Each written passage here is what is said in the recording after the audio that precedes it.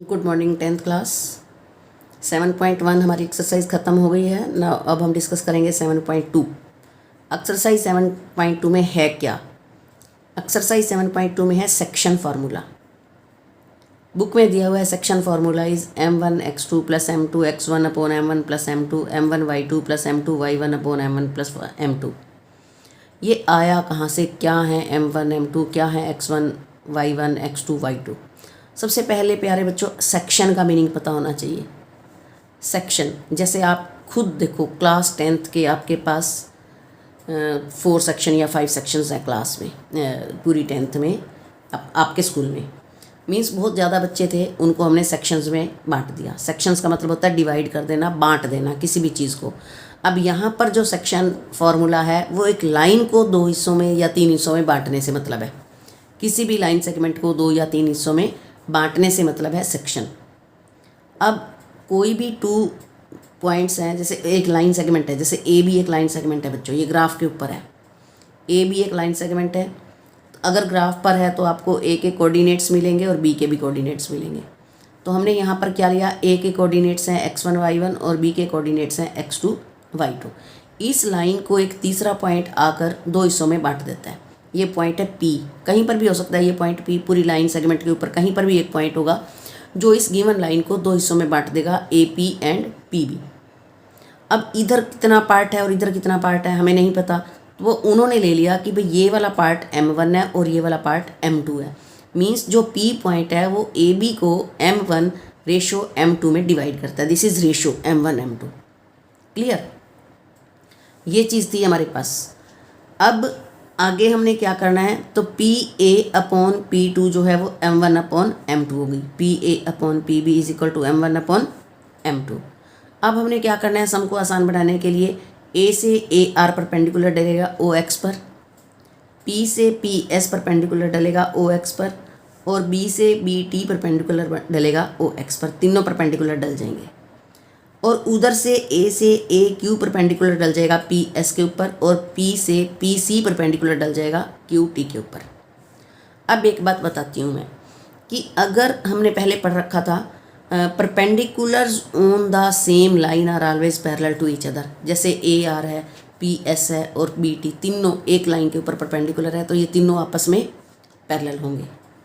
दूसरी बात, अगर इन पैरेलल लाइंस के ऊपर अगर हम परपेंडिकुलर डालते हैं, जैसे AQ है और PC है, perpendiculars drawn on parallel sides are always parallel to each other. जैसे ये AQ इस पे डल गया और ये इस पे डल गया, ये और ये पहले से ही पैरेलल थी, तो इसका मतलब जो AQ है और PC है वो भी पैरेलल होंगे। ये लिखना है आपको। अब आपके पास 2 ट्राइंगल हैं, एक तो PAQ और एक ट्राइंगल है PBC। तो यहाँ पर एंगल 1 और एंगल 2 कोरस्पॉन्डिंग एंगल्स हो जाएंगे, क्योंकि ये और ये पैरेलल हैं, ये उनका ट्रांसवर्सल है। तो angle 1 is equal to angle 2 corresponding angles. Angle 3 is equal to angle 4 each 90, क्योंकि ये परपेंडिकुलर्स डले हुए हैं। और angle 5 is equal to angle 6, ये भी कोरस्पॉन्डिंग, क्योंकि ये लाइन और ये लाइन पैरेलल है, ये उनका ट्रांसवर्सल है, तो दोनों प्रपोर्शन में है 5 और 6। तो means by AAA similarity triangles are congruent, similar, sorry congruent नहीं सिमिलर। अगर ट्राइंगल्स सिमिलर हैं तो जो इनकी कोरस्पॉन्डिंग साइड्स होंगी दैट विल बी प्रोपोर्शनल। इसका PA, इसका BP, इसका AQ, इसका PC, इसका PQ और इसका BC, ये जो है वो प्रोपोर्शनल होंगी साइड्स। अब प्रोपोर्शनल में अब क्या होगा, जो PA है वो क्या है, जो AQ है वो क्या है, जो PC है वो क्या है, ये सारी चीज़ें क्या क्या हैं हम फिगर से क्लियर करते हैं। तो फिगर से AQ क्लियर किया गया। अब देखो PA अपॉन PB, ये तो पहले से ही था हमारे पास M1 upon M2। PA upon PB ये पहले से ही M1 अपॉन M2 था। बाकी रहेगी 4 चीज़ें। AQ यहाँ से लेकर यहाँ तक का डिस्टेंस कितना है ये अपने को देखना है। तो प्यारे बच्चों, ये जो चीज़ PS है इसके कोऑर्डिनेट्स अपने को निकालने हैं। AQ किसके इक्वल है, RS के। AQ जो है वो RS के इक्वल है। RS क्या है, सबसे पहले अपने को देखना है OS क्या है। OS है, इसके P के कोऑर्डिनेट्स हम XY लेट कर लेते हैं, थे नहीं हमारे पास, हमने लेट कर लिया। एक्स वाई का मतलब है यहाँ से यहाँ तक का जो डिस्टेंस है वो एक्स था। x1 y1 का मतलब है यहाँ से यहाँ तक का डिस्टेंस था x1। पूरे x डिस्टेंस में से x1 डिस्टेंस हटा दो तो RS का डिस्टेंस आ गया x माइनस x1। इसी तरह PQ, जो PQ है ये, इसका डिस्टेंस क्या है हमने देखना है। पहले PS का डिस्टेंस कितना है और फिर हमने देखना है कि QS का डिस्टेंस कितना है। PS जो है ये तो है आपका y, समझ आ रहा है यहाँ से। अब QS किसके इक्वल है, AR के, और AR कितना है y1, इसका मतलब QS भी y1 हुआ, तो y माइनस y1 ये निकल गया आपका PQ। PC कितना है, जितना ST है। ST कैसे निकलेगा, OT में से OS हटा दो। OT कितना है, OT है आपका x2 और OS कितना है, ये है आपका x। तो ये सारी चीज़ें हमने यहाँ से डिस्टेंस निकाल दिए। अब हमने क्या करना है, इन सारों को ये प्रोपोर्शनल साइड्स जो था, ये जो प्रोपोर्शनल साइड्स थी इनमें पुट करना है। इनमें पुट कर दिया m1/m2, यहाँ x minus x1, x2 minus x, y minus y1, y2 minus y, ये सारा हमने इसमें पुट कर दिया इक्वेशन नंबर 2 के अंदर। अब क्या करना है, पहले x माइनस x2 को m1 m2 के साथ लेना है, तो यहाँ से आपको x की वैल्यू निकाल देनी है सॉल्व करके। इसी तरह फिर y को हमने इसके इक्वल लेना है, निकाल सकते हैं हम। तो कोऑर्डिनेट्स ऑफ p जो थे वो x y थे, तो x ये आ गया, y ये आ गया। इसी को आप कहते हो सेक्शन फार्मूला। तो ये था आपका सेक्शन फार्मूला।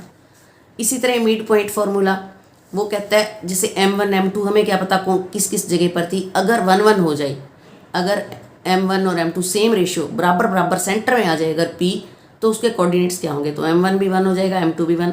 जहाँ पर m1 है और m2 है वहाँ पर 1 1 पुट कर दो, तो ये आपका x1 प्लस x2/2 आ जाएगा, y1 माइनस y2/2 आ जाएगा। ये आपका सेक्शन फार्मूला प्रूव होता है। उसके बाद हम आते हैं इसकी एक्सरसाइज के क्वेश्चन नंबर 1 पर। Find the coordinates of the points which divides the join of this and this in the ratio 2:3।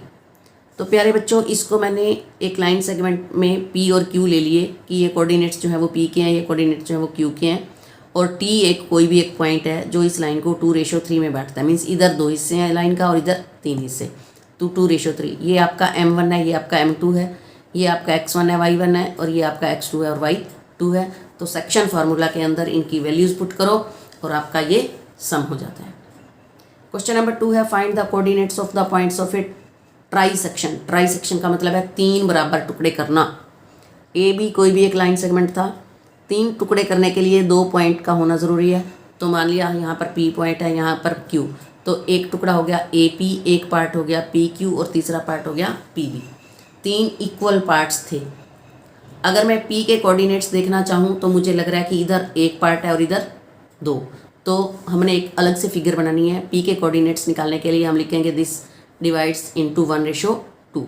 इसी तरह अगर P को छोड़ दें Q, तो Q जब मैं इधर निकालूंगी तो 2 पार्ट्स इधर हैं, 1 इधर, तो ये 2:1 हो जाएगा। तो यहाँ पर आपके Q के कोऑर्डिनेट्स निकल जाएंगे। ये m1 m2 है, इसी तरह ये m1 m2 है। P के लिए अलग है और Q के लिए अलग। उसके बाद हम आते हैं बच्चों क्वेश्चन नंबर 3 पर। क्वेश्चन नंबर 3 की स्टेटमेंट बहुत बड़ी थी, तो पहले आप स्टेटमेंट इस बुक में से क्लियर कर लें कि है क्या। इसमें है to conduct sports day activities in your rectangular shaped school ground ABCD। ये स्कूल ग्राउंड है, ABCD आपको नज़र आ रहा है बुक के अंदर, ये ग्राउंड है, ठीक है। Lines have been drawn with chalk powder at a distance of 1 meter each. 100 flower pots have been placed at a distance of 1 meter. यहाँ पर 100 फ्लावर पोट्स रखे गए हैं 1 मीटर के डिस्टेंस पर, ठीक है। From each other along AD as shown in figure 7.12। Niharika runs 1/4 the distance of AD। एक निहारिका लड़की है जो इस AD का 1/4 हिस्सा जो है वो डिस्टेंस कवर करती है और सेकंड लाइन में है, ये लड़की निहारिका है यहाँ पर। एंड पोस्ट से ग्रीन फ्लैग, दौड़ते दौड़ते यहाँ पर ग्रीन फ्लैग लगा देती है। Preet runs 1/5 part of the distance of AD on the 8th line. 8th line ये है, यहाँ पर प्रीत दौड़ती है और 1/5 पार्ट डिस्टेंस कवर करती है और यहाँ पर वो रेड फ्लैग पोस्ट कर देती है। What is the distance between both the flags if Rashmi has to post a blue flag exactly half way between the line segment joining the two flags, where should she post her flag. तो ये हमारा question number 3 का जो solution है वो क्या रहेगा, वो ये सोल्यूशन मैं आपको क्लियर कर देती हूँ। Distance covered by Niharika 1/4 distance cover करती है। 100 फ्लावर पॉट रखे हुए हैं 1 मीटर पर, तो टोटल 100 मीटर डिस्टेंस हो गया। तो 1/4 का मतलब है वो 25 मीटर का डिस्टेंस कवर करती है और वो है सेकंड लाइन में। तो 225 जो है वो उसके कोऑर्डिनेट्स हो गए। यहाँ पर निहारिका खड़ी है और ग्रीन फ्लैग पोस्ट करती है। क्लियर।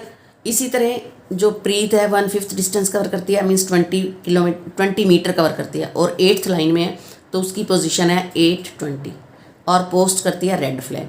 तो इन दोनों पॉइंट्स के बीच में डिस्टेंस कितना है? डिस्टेंस फार्मूला से x2 - x1 का whole square plus y2 - y1 का होल स्क्वायर, ये डिस्टेंस फार्मूला से आपको इसका डिस्टेंस निकालना है जो कि 61 आ रहा है।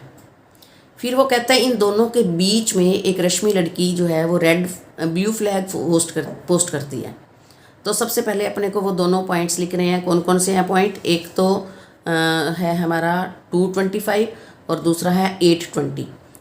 तो हाफ वे का मतलब है mid point, half way between. इसका मतलब मिड पॉइंट फार्मूला लगाना है दोनों पर, x1 + x2/2 y1/y2/2।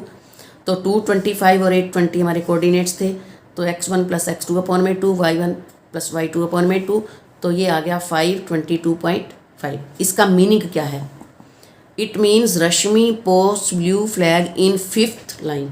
सेंटर में जाती है, उन दोनों के हाफ वे में जाती है। एक सेकंड रो में थी, एक 8th में, तो उनके जो बीच में रो बनेगी, लाइन बनेगी, that will be 5th line at a distance of 22.5 metre. वहाँ पर जा कर के वो अपना जो ब्लू फ्लैग है वो पोस्ट कर देती है। तो ये आपको अच्छे से समझ लेना है और कॉपी पे कर लेना है। Thank you, have a nice day.